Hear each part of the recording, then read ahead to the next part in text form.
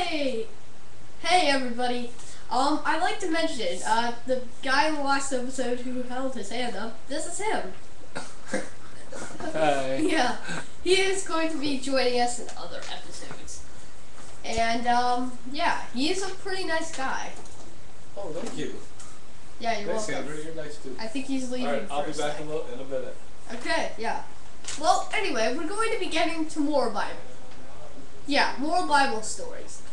Last episode I said it was Bible stories, but it wasn't. It was before the Bible. So sorry about that. And I forgot to mention, new backdrop! Anyway, Proverbs 27:7. The rich rules over the poor and the borrower is the slave of the lender. These are kind of like sayings. Enceladus. Sorry if I'm pronouncing these names wrong. Enceladus. A white man's heart directs him toward the right, but the foolish man's heart directs him toward the left. Enceladus 5:10. Whoever loves money has never had money enough. Whoever loses wealth is never satisfied with his income. This is too meaningless. Philippians 4:11-13. For I have learned to be content, whatever the circumstances may be. I know now to live when things are difficult, and I know to live when things are prosperous. In general and particular, I have learned the secret of eating while going or hungry, of facing either plenty or poverty.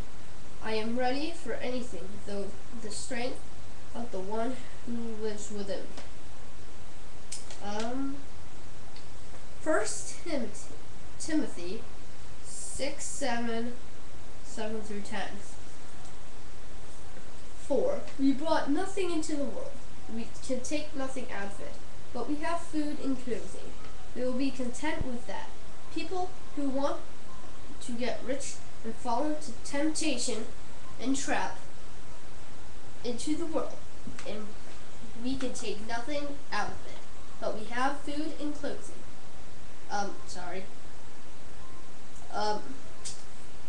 Temptation trap, and into many foolish and harmful desires that plunge into men to ruin and destruction.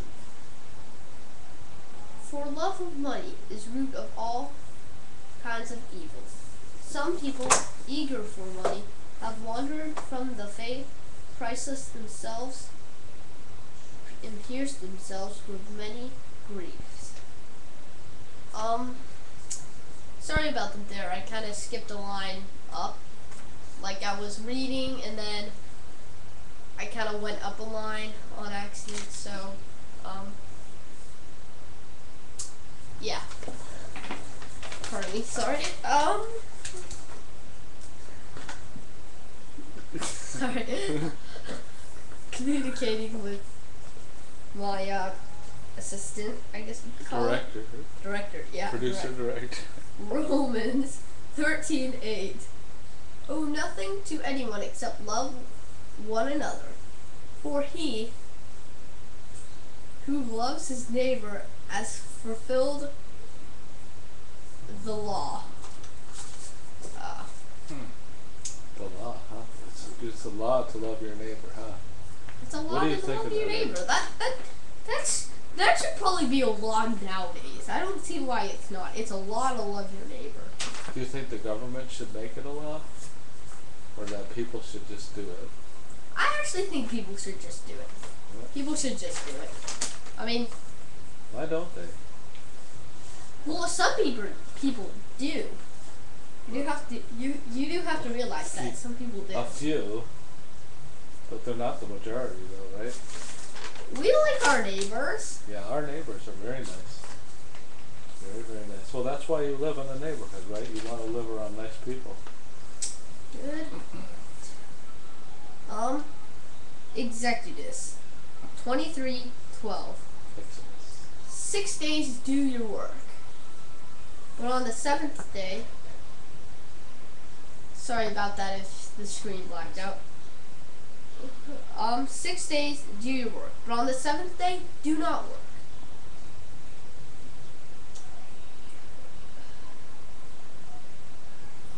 So that your ox and donkey may rest. And the slave born into your household, the alien as well, may be refreshed. By alien, they don't mean invaders. They mean like immigrant aliens. You probably knew that, but just wanted to put that out there for people who don't. Proverbs, sorry. 12:11. He who tills his land and tills his land will have plenty of bread, but he who pruses worthless things lack sense. So say pursues worthless things? Pursues worthless things lack sense. Oh. That means if you take care of something, it'll be good. In a proactive manner, right? In a proactive manner, like you said. But if you don't, it'll rot away. It's kind of like planting flowers in the garden. If you water them, they live. What do you think? Is that kind of like school too, though, Andrew? I think it is. If you're proactive with your organizer? Yes, that. Would you agree to that? Sort of is. Yeah. Okay. Ooh, good. We only have 6 minutes and 52 seconds. Well, we're cut off at 10 minutes, right? Dad, the YouTube time limit is 15 minutes. It's 15 now? Yeah. Okay. Proverbs 13:11. Wealth orphan by fraud dwindles, but the one who gathers by labor increases it. That means if you work hard, you'll get what you deserve. Not in a bad way, in a good way. You'll get your money. If you don't work good, then you won't get your shares worth of money, basically. Yeah. Proverbs 13:11. Dishonest money dwindles away, but he who gathers money little by little makes it grow. That's like a savings account, basically, in your own home. That's like your own little personal savings account, right, Dad? Yeah.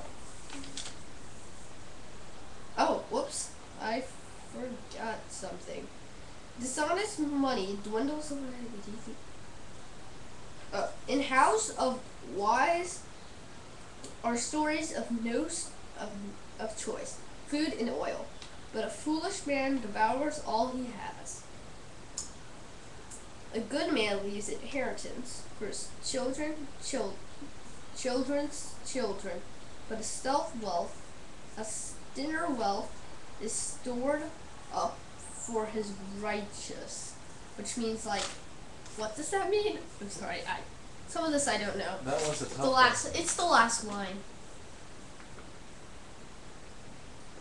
Okay, yeah. A good man leaves an inheritance for his children's children. So that would be like Papa Buddy leaving you an inheritance. Oh. But a sinner's wealth is stored up for the righteous. That means it's stored up for evil or something, right? No, I think it means that they lose their wealth, and God provides it to the good people. Oh. Eventually, they lose it, and it's provided to the good people.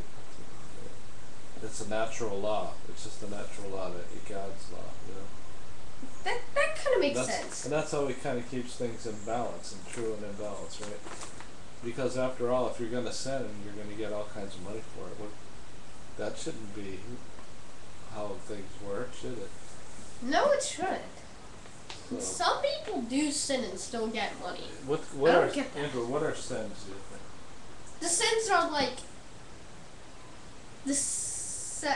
what do you mean by sins? Remember the 7 these? deadly sins, or do you mean just all sins and Yeah, talk about the seven deadly sins first. I already talked about What's that. your one, just one that you want to think of everybody to think about today? Oh, that's a good idea. Every day we're going to think about one deadly sin. But we're not going to be able to do it on weekdays unless it's like a special occasion. Yeah. Yeah, like he said. Okay. So Sunday, this is Sunday, the 20th of February. What's our deadly sin for the week to think about? Deadly sin for the week is lust. Lust is the first deadly sin. Lust is to have intense desire or need. It's almost like greed, but it's not. Yep. Very good. So that concludes... Well, I, for one, am going to think about it a week and try to make sure that I overcome. I think it's... Okay, alright. Sorry if the screen blacked out again. Okay. Okay, so bye folks. See you next episode. Yeah, it might be even later tonight.